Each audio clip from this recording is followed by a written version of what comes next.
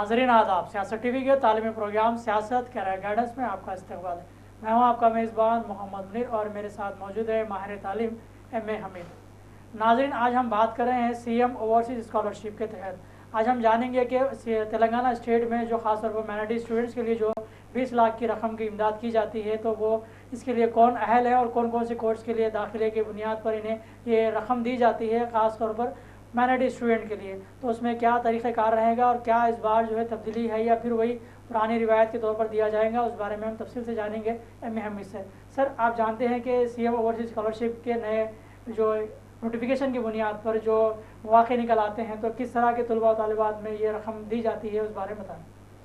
हुकूमत तेलंगाना मुस्लिम minority graduate के लिए जो फ़ॉरेन स्टडीज़ में ख़ास तौर पर मास्टर्स करने के लिए America, Canada, UK, Germany, Australia, Singapore जाते हैं, उनके लिए पिछली गवर्नमेंट 2015 में जो स्कीम शुरू की थी, chief minister overseas scholarship for minorities, मौजूदा गवर्नमेंट उसको बरकरार रखते हुए अब दूसरी बार इसका भी नोटिफिकेशन जारी की है।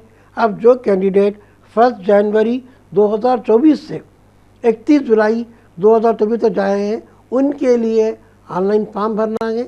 जैसा कि आपने बताया, एक 20 लाख की स्कॉलरशिप है।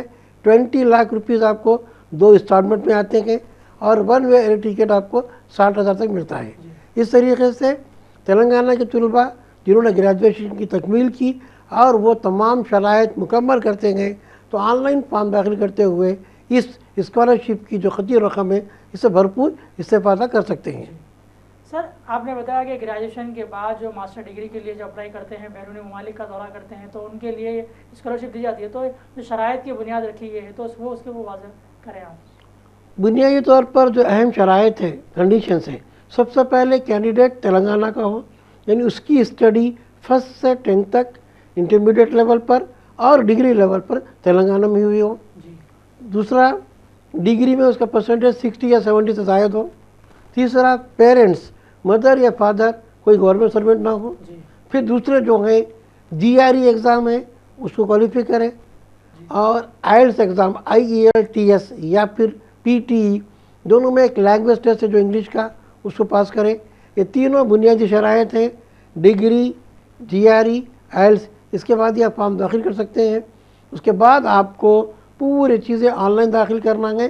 ऑनलाइन के बाद पूरी फाइल की हॉट कॉपी बनाकर हर डिस्ट्रिक्ट के डिस्ट्रिक्ट माइनॉरिटी वेलफेयर ऑफिस में आपको हॉट कॉपी पर्सनली सबमिट करना है। सर, हम जब ऑनलाइन की बात करते हैं तो ख़ासतौर पर हमारे सामने 20 लाख की इमदादी रकम हुई होती है इस स्कॉलरशिप के तहत। तो ये बताइए कि जो सर्टिफिकेट्स की ज़रूरत होती है, तो अगर वो ना हो उस तारीख के दौरान, तो क्या वो अहल होंगे? देखिए, 20 लाख की रकम में अगर आपके पास एक पेपर ही कम है, बगैर किसी तरह के आपका सिलेक्शन नहीं होता, ये फॉर्म रिजेक्ट हो जाता। जैसा कि आप एयर टिकट लगाते हैं और अगर बोर्डिंग पास ना लगाएं, अगर आपकी कनेक्टिंग फ्लाइट भी है वो ना लगाएं, तब भी आपको पूछते हैं। बाहर आप जाते हैं, वहाँ अगर कॉलेज बदल देते हैं, तब भी आप एलिजिबल नहीं रहते। जो आप कॉलेज में जाते हैं, वहाँ की फ़ी रिसिप्ट और वहाँ का ID कार्ड और वहाँ की करंट फ़ोटो, हर चीज़ अपडेट करते हुए आपको मेल पर भी रखना है, मोबाइल नंबर पर भी देना है, अकाउंट नंबर भी रखना है। पूरी शराइत फुलफिल करते हैं और आपका सिलेक्शन हो जाता है, तभी आपको रकम मिलेगी। चूँकि 200 या 250 बच्चों को जो स्कॉलरशिप दी जाती है, उसमें कंपटीशन बहुत है। 500 से 1100 बच्चे फॉर्म दाखिल करते हैं। चूँकि स्कीम पुरानी हो चुकी है, हर कोई इससे वाकिफ़ है। यकीनन स्कीम पुरानी हो चुकी है, रिवायत वही है, तारीखें वही है, शराइत भी वही है, लेकिन छोटी सी गलती आपको 20 लाख रुपए का नुकसान पहुंचा सकती है। जो इमदाद के तौर पर आपको मिलने वाली है, उसके लिए आप अहल हैं, लेकिन उसके बावजूद भी छोटी सी खामी जो है आपको कई मसाइब का शिकारी बना सकती है और ऐसे मौक़ों से भी दूर कर सकती है। सर, हम देखते हैं कि गुज़िश्ता 2015 से अब तक के जो हालात का जायजा लें, तो ख़ासतौर पर इन छोटी छोटी चीज़ों को लेकर जो है कोताहियाँ होती है, तो इसका नुकसान कितना ज़्यादा नुकसान होता है? देखिए, कोई कैंडिडेट अक्सर ये समझता है कि GRE हमको कॉलेज में नहीं पूछ रहे हैं, यूनिवर्सिटी में नहीं पूछ रहे, कंट्री वाला नहीं पूछ रहा है, वो उसको ईजी लेते हैं। और यहाँ पर GRE नहीं रहता, उन्हें फॉर्म रिजेक्ट हो जाता, या उनसे कम निशान वाले को स्कॉलरशिप आती, इनको नहीं आती। हम यहाँ पर बात सिर्फ और सिर्फ तेलंगाना गवर्नमेंट की ओवरसीज स्कॉलरशिप की शराइत बता रही हैं, जिसमें यह बुनियादी शराइत फुलफिल करने के बाद ही दी गई तमाम चीज़ें आपको लगाना होगा। इनमें अगर एक भी कम रहेंगे तो आपको स्कॉलरशिप नहीं मिलेगी। फिर आपको इनटेक भी होता है, फॉल सीज़न, स्प्रिंग सीज़न देखेंगे कि कौन सी डेट पर आपने गया, एडमिशन कब का है, कोर्स 2 ईयर का है नहीं 1 ईयर का डिप्लोमा है, या फिर आपने मास्टर करने गया, ऐसी सूरत में भी आपको दुश्वारी होती है।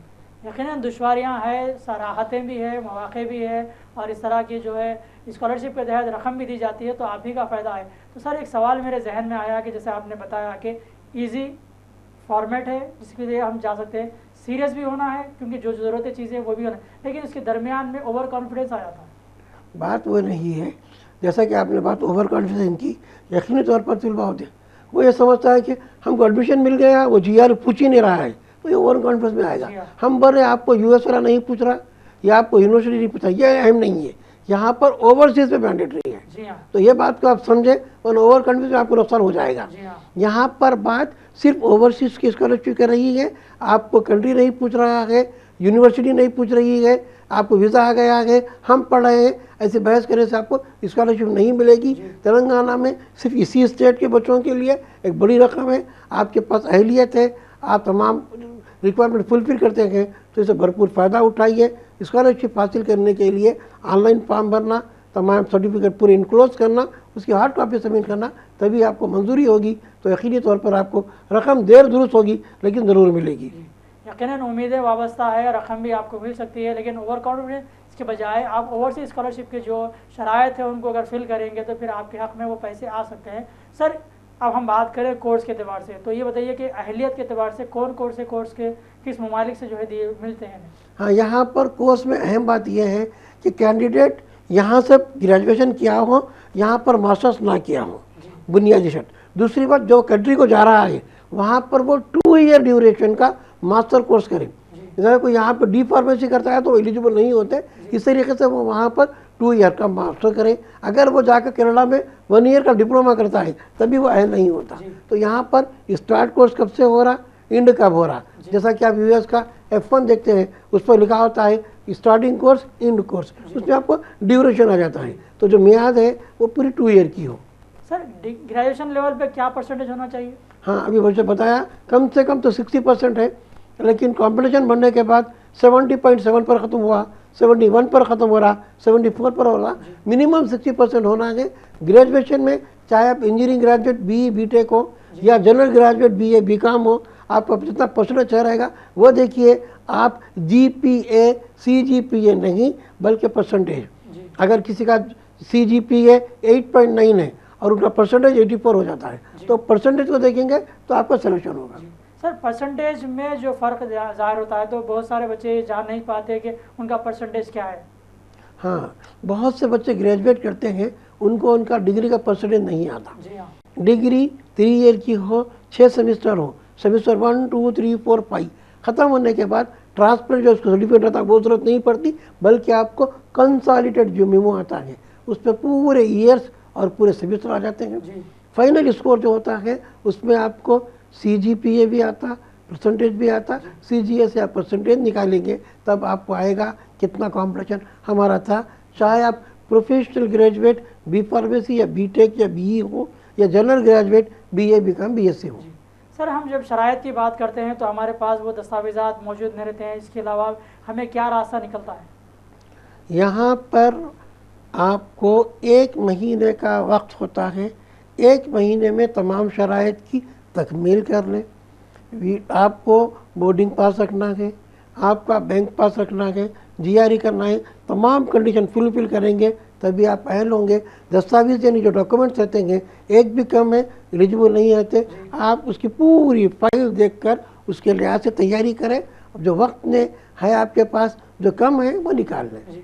सर इस दरमियान में हम देखते हैं कि अक्सर जो तलबा तालिबात इसका स्कॉलरशिप को अप्लाई करना चाहते हैं तो वो किसी से मशवरा नहीं करते हैं, आज खुद करते हैं, क्या वो नुकसान का बायस न बनेगा? देखिए बात बच्चे, जैसा कि आपने इब्तिदाई सवाल में कहा कि ओवर कॉन्फिडेंस की बात है, बच्चा ये समझता है कि ऑनलाइन करना मैं खुद कर लूँगा। जी हाँ, वो गलती कर पाता, सिलेक्शन नहीं होता।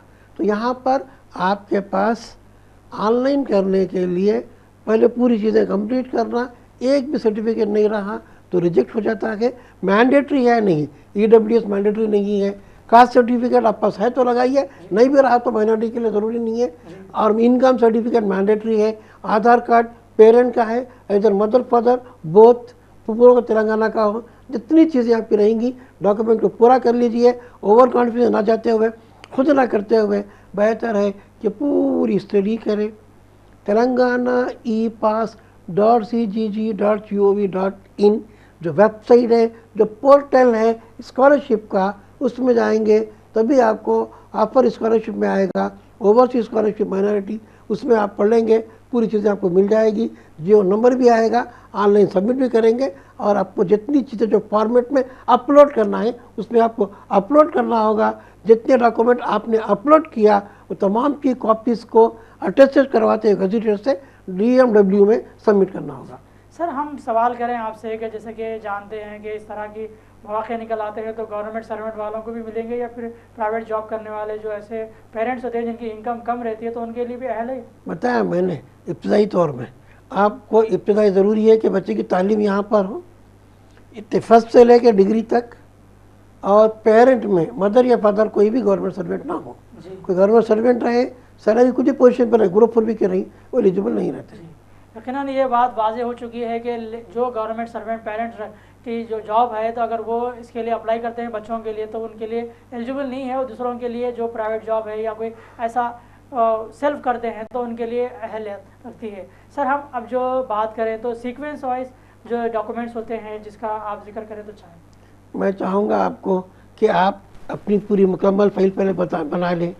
स्टडी सर्टिफिकेट जो होता है, स्टडी सर्टिफिकेट में स्कूल का बोनाफाइड, 10th का मीमो, मार्क्स सर्टिफिकेट के लिए भी काम आएगा, इंटरमीडिएट का मीमो, इंटरमीडिएट का बोनाफाइड, डिग्री का मीमो, डिग्री की TC, डिग्री का सर्टिफिकेट प्लस डिग्री के साथ साथ परसेंटेज और बोनाफाइड, ये पूरी आपकी एकेडमिक बन जाएगा। फिर आपने जो कॉलेज में एडमिशन लिया है वहाँ का ऑफर लेटर हो, I-20 हो या COE हो वो लगाएं। कॉलेज के साथ यूनिवर्सिटी का वीज़ा, पासपोर्ट, यूनिवर्सिटी की फ़ीस, जो जो रिक्वायरमेंट है पूरे कंप्लीट करें। इनकम सर्टिफिकेट लगवाएं, आधार कार्ड लगवाएं और तमाम चीज़ों के साथ साथ आपकी करंट फीस, बैंक अकाउंट जो यहाँ का हो आपके अकाउंट नंबर में आएगा, पूरी चीज़ें पहले पढ़ लें। पढ़ के पहले देख कर पहले ऑफलाइन सबमिट करें, उसके बाद ऑनलाइन। जी यकीनन बड़ा अच्छा जवाब है कि अगर मुस्तकबिल में भी आप किसी को मशवरा देते हैं तो इस वीडियो के ज़रिए आप बता सकते हैं कि ओवरसीज़ स्कॉलरशिप के लिए जो अहलियत रखते हैं तो उनके लिए क्या क्या दस्तावेज़ात की ज़रूरत होती है, कौन से सर्टिफिकेट्स की ज़रूरत होती है, कौन इसके लिए अहल है और क्या तरीक़ेकार रहेगा, उसका पूरा उन्होंने तफसील से बात किया। सर एक सवाल और बनता है कि ख़ास तौर पर हम लड़कों की बात करते हैं तो लड़कियों के लिए भी अहलियत रखती है? बताया ना मैं, यहाँ पर कोई जेंडर नहीं। पहले तो लड़कियों को रिजर्वेशन था, अब लड़कियाँ भी जा रही हैं। लड़के लड़कियाँ दोनों अप्लाई कर सकते हैं। लड़कियों की भी अक्सरियत है, 130% उनको आपसे उनके परसेंटेज उनको भी आते हैं। तो यहाँ पर मेल फीमेल दोनों, लड़के लड़कियाँ दोनों अहल है। सर एक आखिरी सवाल है आपसे कि गुज़िश्ता 9 साल से ये स्कॉलरशिप दी जा रही है तो क्या मुस्बित नताइज निकल आ रहे हैं, ख़ासतौर मुस्लिम कम्युनिटी में जो बच्चे पढ़ने जा रहे हैं तो उनके लिए बेहतरी साबित हो रही है? यकीनी तौर पर स्कॉलरशिप से इतना बच्चों को इंटरेस्ट बढ़ा है, इतना मोटिवेट हुए, कई बच्चों की इसमें कंपटीशन बढ़ाए हैं। आप देखेंगे जब इब्तिदा में फॉर्म सबमिट करना था 200-250 तो 200, 400, 500 फॉर्म आते थे, 450, अब वो तादाद 1100 से 1500 जा रही है। तो बच्चों में इतना रुझान बढ़ गया है कि वो लोग स्कॉलरशिप के लिए बाज़ाब्ता तैयार करते गए, पूरी फाइल बनाते गए और जब कभी डेट आती है तो एक बड़ी तादाद में फॉर्म भर जा रहे हैं, जिससे अंदाज़ा होता है कि इससे लोग पूरा फ़ायदा उठा रहे हैं। जो रिक्वायरमेंट है 250, वहाँ कॉम्पिटिशन बढ़ गया 1:4 का। सर हम देखें इसका बुनियादी जायज़ा लें तो हमें वो नाम जो है अभी आज भी याद आता है जो मैनेजिंग डायरेक्टर थे रोज़नामा सियासत के, ज़हीरुद्दीन अली खान साहब, जिसकी नुमाइंदगी पर जो है स्कॉलरशिप का जो है पैरोकारी की गई थी और ख़ास तौर पर BC तबके के साथ मुस्लिम कम्युनिटी को दी जा रही थी।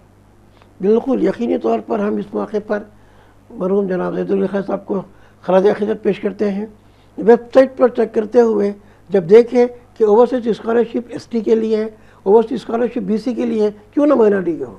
तो हुकूमत से कामयाब नुमाइंदगी करना और उसको अमली जमा पहनाते हुए उसको जारी रखना यकीनी तौर पर एक अमली और ठोस काम था। इसके लिए हम ज़हीर साहब की खिदमत को खराज पेश करते हैं और यकीनी तौर पर हज़ारों बच्चे इससे इस्तेफ़ादा करेंगे। हर साल अगर 500 बच्चे मिलते हैं तो 10 साल में लगभग 5000 बच्चों को 20-20 लाख मिल चुके हैं।